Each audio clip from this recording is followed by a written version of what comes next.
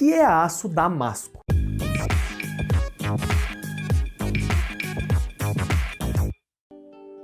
Fala, amantes da engenharia, meu nome é Gustavo Pereira e hoje eu quero te falar um pouco sobre o aço damasco. Você já deve ter visto alguns vídeos de cuteleiros fazendo lindas peças, facas e até espadas. E eu, por exemplo, curto bastante esse tipo de vídeo. Em alguns vídeos, esses cuteleiros usam o aço damasco. Mas o que é aço damasco? Vamos começar com algumas noções básicas. O aço é uma liga feita de ferro e carbono, mas principalmente de ferro. O desafio para os antigos cuteleiros era criar um aço que fosse flexível e forte ao mesmo tempo. Os primeiros fabricantes de espadas não sabiam como compor aço com precisão. Eventualmente, eles descobriram que certos minérios alteravam algumas propriedades e outros produziam propriedades diferentes. Alguns minérios resultavam em materiais flexíveis e outros materiais mais resistentes. E é aí que entra o damasco. Damasco é quando você combina esses aços diferentes em um forjamento. Você pega um minério com propriedades de flexibilidade e outro que aumenta a resistência, e depois você forja eles juntos. Esse método de forjamento em camadas produz o que é conhecido como damasco soldado por padrão.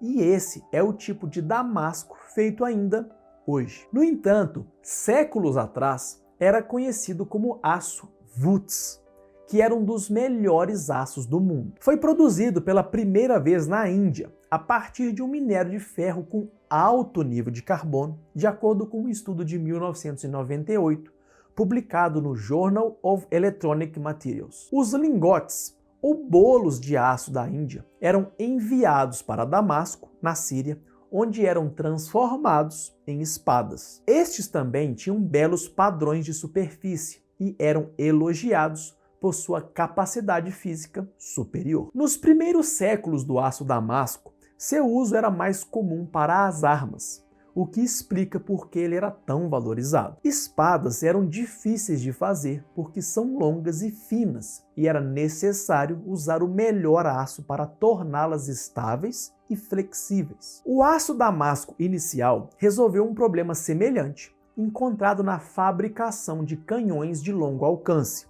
considerando suas formas estreitas e longas. Por volta de 1600, o aço damasco soldado por padrão foi usado para fazer canos de armas na Turquia. A prática se espalhou pela Europa e foi popular nas Ilhas Britânicas durante o século XIX. Mas por que ele é chamado de aço damasco? Embora o aço damasco tenha recebido o nome da capital da Síria, provavelmente foi desenvolvido em vários locais diferentes. Alguma versão do aço damasco é produzida há séculos em todos os lugares, desde a Indonésia ao Oriente Médio. Existem diferentes tradições de diferentes países ou regiões diferentes, e o damasco não é uma fórmula específica. Tanto o padrão soldado quanto o Wurtz estavam sendo produzidos no século VI. As armas feitas com esses aços não eram apenas leves e fortes, mas também se diziam que ficavam afiadas mesmo depois de usadas em batalhas. Foi até dito que lâminas feitas de aço Wurtz poderiam cortar um lenço de seda enquanto ele caía. Mas a fórmula para o aço damasco Wurtz se perdeu na história. No início do século XIX, ele não estava mais sendo produzido, possivelmente porque os ferreiros que os faziam mantinham parte do processo em segredo e possivelmente porque a combinação especial de minérios secou. No final de 1800, a metalurgia moderna havia melhorado a qualidade do aço comum. Mesmo o damasco soldado padrão, criado na época, tornou-se obsoleto e ganhou uma má reputação. O aço refinado moderno simplesmente funcionou melhor que seus antecessores, e hoje a função do aço damasco fica em segundo plano,